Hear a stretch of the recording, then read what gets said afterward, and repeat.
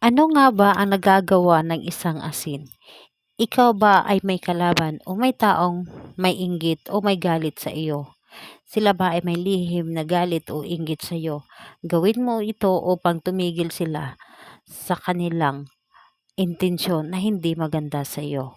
Hello mga guys, kumusta kayo? Panibagong araw, panibagong video na naman tayo. Sa araw na ito ay isa na namang video ang aking tuturo sa inyo na simpleng gabay o simpleng pamamaraan na makakatulong sa atin. At bago ang lahat, gusto ko lang mag-disclaimer sa mga taong hindi naniniwala at hindi gusto ang mga kagaya nitong video. Please skip this video at maghanap kayo ng videos na gustong-gusto nyo dahil ang video na ito ay para lamang ito sa mga taong naniniwala and gusto mag-try. Sa lahat po ng mga nagko-comment dito sa aking video dito sa loob ng aking channel, mag-ingat sa lahat ng mga nagre-reply sa inyo na dinadala kayo sa kanilang WhatsApp in Imo app upang makaiwas po tayo sa scam.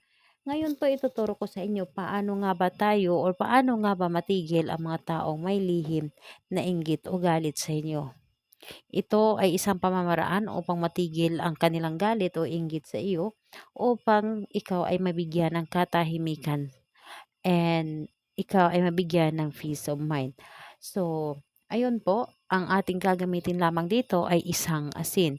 So, paano nga ba? Ihanda muna ang ating sarili at kailangan na sigurado tayo at alam po natin sa ating sarili na naniniwala tayo sa ating gagawin at nagtiwala tayo at buo po ang iyong paniniwala nito. So, ito lamang ang ating ihanda ay asin lamang. So, kapag handa na ang asin, ito ang inyong gagawin.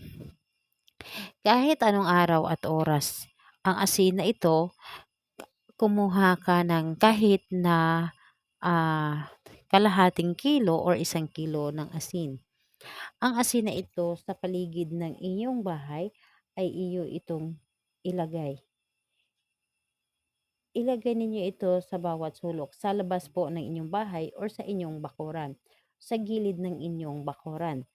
So, kailangan na palibutan ng asin ang inyong bahay at kailangan na ibulong mo dito kung sino man or kahit na hindi mo alam kung sino man ang may galit sa inyo. So, hindi mo na babanggitin ang pangalan ng taong inyong pagtungkulan dito na kung sino man ay may galit sa inyo. Ang gagawin mo lamang dito is sabihin mo na lamang ay kung sino man ay may lihim na galit sa akin, sino man ay may lihim na inggit sa akin, ay matigil na kayo. Sa pamamagitan ng asin na ito, kayo ay matigil sa inyong mga ninanais na hindi maganda sa akin. At anuman ang nanaisin ninyo, ito ay babalik sa inyo. At kayo po ay hindi matatahimik sa inyong gagawin na hindi maganda sa inyong kapwa. So ito po ang inyong gagawin at kailangan naniniwala ka at asahan ninyo na ang inyong ginawa at ang taong may lihim na inggit sa inyo o may binabalak na masama ay hindi ito matutuloy at sa kanila ito ang balik. So ayun po, kahit anong araw at oras, pwedeng-pwede mo itong ilagay o pwedeng-pwede mo itong gawin at siguraduhin lamang na walang makakakita nito sa inyong gagawin at okay lamang na makita nila na merong mga asin sa iyong paligid at kung magtatanong sila ay wag mo na itong pansinin or humanap ka na lang ng paraan para hindi nila mabuko ano man ang ginagawa ninyo o hindi nila malaman kung ano man ang ginagawa ninyo. So, ayun po, salamat po sa inyo. Bye bye everyone. God bless us all.